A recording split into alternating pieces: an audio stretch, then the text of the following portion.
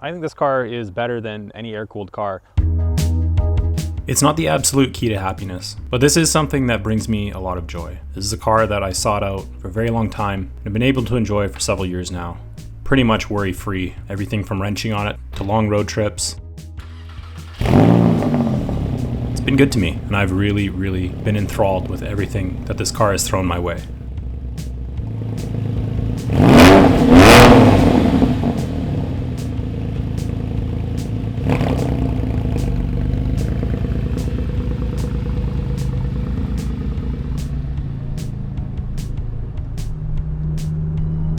There's just been so many experiences, it's hard to put them all into a paragraph, into one thought.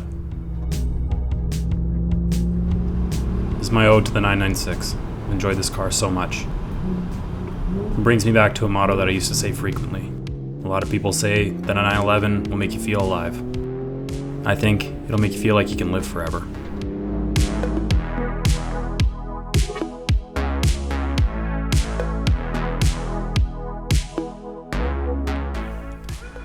It is absolutely no secret that I love Porsche. I was lucky enough to work for a local store and be immersed in the brand, and it's actually the only thing really in life that I tend to drink the Kool-Aid on. Everything from the mid-engine water-cooled cars, the air-cooled Group C cars that inspired them, air-cooled 911s, water-cooled 911s, 356s, there's so much to dive into. I love watching them race, hearing the noise, feeling that nostalgia that you get from such a hallowed brand, through and through.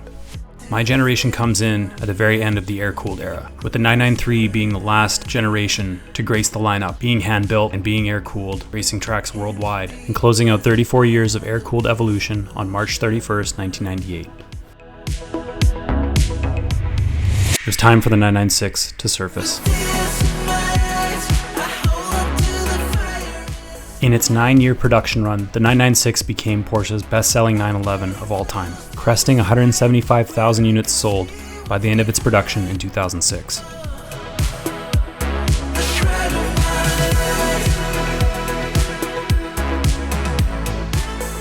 Throughout its history, the 996 graced racetracks worldwide, including at the top level of competition as the Porsche 911 GT1. This version of the car was the final iteration of a 911 to take an overall win at Le Mans in the GT1 98. These images live in my head on long-term lease as I cruise down back roads in my 996.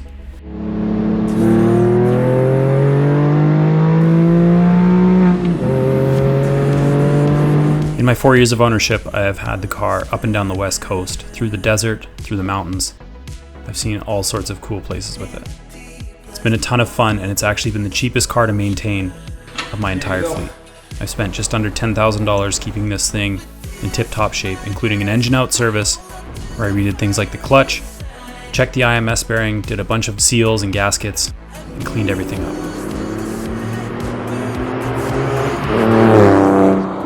This is probably the most hated 911 of all time. Seems to be coming of age nowadays. A lot more people are seeing the value in them, and a lot more people seem to be coming out of the woodwork as saying that they're absolutely gorgeous. I've always loved them. So a lot of the OGs of the channel know that this is my 2002 996 C2 or Carrera. It's two-wheel drive, rear-wheel drive. It's a 3.6 liter flat six with a G96. There's a lot of sixes. 6-speed transmission. It's a non-LSD, so it's a one-tire fire. You can really push this car and have a lot of fun with it on back roads. I think that this car is the best 911 that you can buy today, hands down. Reason number one, it's the price. I got this thing for pretty cheap for a 911. It was $28,500 Canadian. I know the headlights don't exactly make it 911-esque, but in my mind, it was a far departure from what the 911 was, and it was a nice in-between of what it is today. This is still a car that feels analog. It doesn't have a lot of nannies. It has stability management, but you can turn it off. The car is completely free of any interference from the ECU. In terms of traction control or anything like that. You can drive it like an older 911.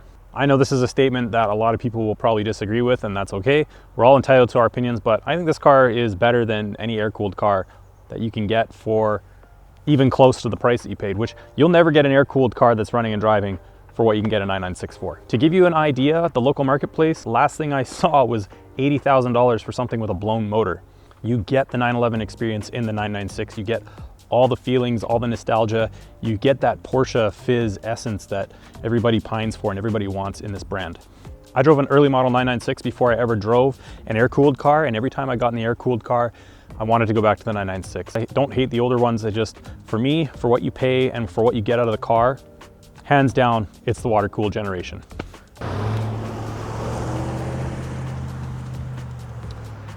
I love it when cars keep passing by. Now I know what you're thinking. Are you nuts? The 996 is the ugliest of generations. It's the stupidest looking Porsche, it's the cheapest, and it's got the most problems.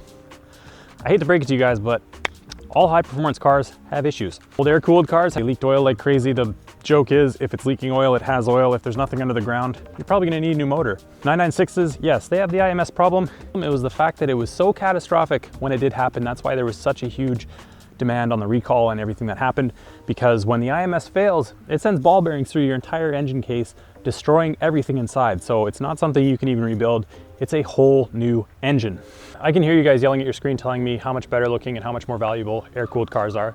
Yes, they do retain their value, but think about it this way. If you pop a motor in one of those, it's probably gonna cost you north of $30,000 Canadian at least.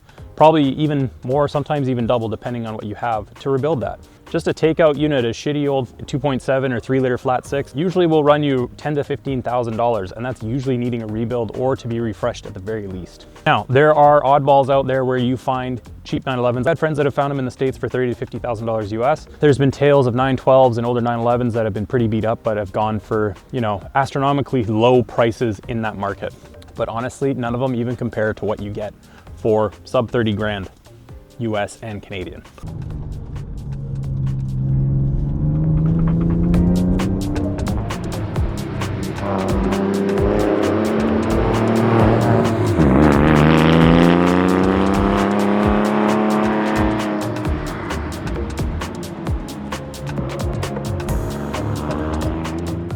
Now, I know that sounds like a lot of fuck air-cooled cars and they're stupid and you're an idiot if you buy one. It's not really what I'm saying. This is sort of my ode, my love letter to the 996 platform, because this is the classic 911 of my generation. We're Y2K kids. We grew up outside playing, jumping our bikes over each other, skateboarding. This was a time before everybody was sitting on their phones on TikTok and Instagram and things like that, revering spray tan dipshits who dance around and give stupid advice and make dumb videos and shit like that. It was just a time where, you know, people thought legitimately the world was going to end because a clock was going to strike zero and all the nukes in the world would probably kill us all. And, you know, looking back, that's probably pretty stupid. Pretty sure there was redundancies in place for all of that. And, you know, here we are. I guess what I'm getting at is I love this car to death. Probably one of the best automotive purchases that I will ever have made. Like I said, I got it for $28,500 Canadian. You cannot beat that value in any 911 platform at all. Unless you find some old blue hair that is, you know, liquidating everything off the day before they die, and you just happen to get, you know, a 964 or something like that for 10,000 bucks. Good on you. I don't hate air-cooled cars at all. It's just, this is my preference. This is what I grew up watching, seeing things on Speed Channel and racing and stuff like that. Saw pictures of it in magazines, stigma around the headlights being fried eggs. I didn't actually see one of these until I was almost 19 years old, working in downtown Vancouver in construction, and I saw one of these drive by. You know, I had never seen one outside of photos and videos before. As soon as I saw it, I knew I had to have one. I didn't get heavily into cars until my mid-20s when I could actually afford to have them and drive them and maintain them. I didn't want to be the guy that just had a car that, you know, I had to take it to a shop to work on, stuff like that. I wanted to actually be hands-on through all aspects, and this was one of the cars that I wanted to do it with. If an air-cooled car for a good price came my way, I definitely would not shy away from it. It's something I've always considered. There's been a few that have been on offer. I've had some friends that have reached out and been like, I have an inside deal sort of thing. I've very heavily considered them, projects and things like that. I would like to carry that torch one day, put my own spin on one. Honestly, at the end of the day, with all the experiences I've had with these and air-cooled cars and even more modern 911s, I would rather sit in one of these day in and day out. That being said, you know, the 996 does have its fair share of issues at the moment. It's got things like a stretched door cable that's causing me to have issues opening the driver's door intermittently, as you can see here. The fog light wiring is a little bit loose, so it's actually flickering a little bit. I just have to open up the harness that I made and redo some of it. It needs an oil change. I need to swap brake fluid. I want to put some brake pads on it. The pads that I have in it are just like the base OEM replacement pads, and you know, they're fine for daily driving and putting around, but even on the mountain there, I was overheating them pretty badly and I was actually losing pedal. Tracked down a set of HPS 5.0s I'm going to throw in there, and I'm going to bleed in some SRF so we'll have solid brakes throughout the trip to California, on the rally, all that good stuff. I do have to adjust the suspension a little bit. I would like to put a little bit more camber up front if I can, just because I am rubbing on hard corners, on hard lock, just a little bit on like hard compression.